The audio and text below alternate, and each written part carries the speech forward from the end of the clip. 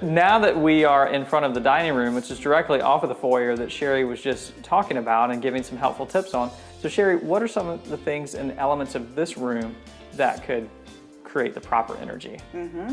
Well, again, beautiful setting, very inviting. It's open on both sides. With the coffered ceiling, you do have a lot of squares, and they've done a nice job to paint the insets into the squares because that kind of softens all the beams up there. But the other thing that they did to balance was, if you'll notice, they did the round plates on the buffet over there. And that was a great way because just to show you, all the squares.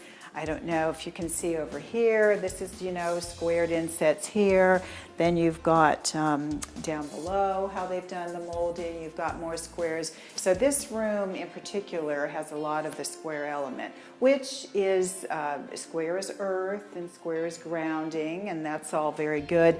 But when you're decorating, then you want to keep that in mind and bring in some of the balance of the round. And they've done, a lovely job with bringing some flowers in and everything. So it's, just again, kind of the balance of the elements. I should tell you too, just a little side note, the wooden floors.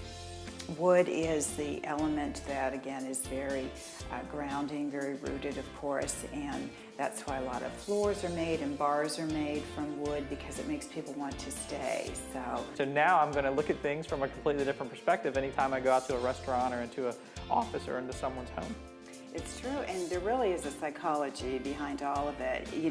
There are places, of course, you're not going to want a wood table, like in an office setting. That's an area where you want a little bit more metal. You want a little bit more stimulation from the people and thought processes and that sort of thing. So, sometimes areas like that, they'll incorporate more of the metal element. Oh, okay. So it just depends on what energy you're trying to create, too, in an area. So. Okay, well, perfect.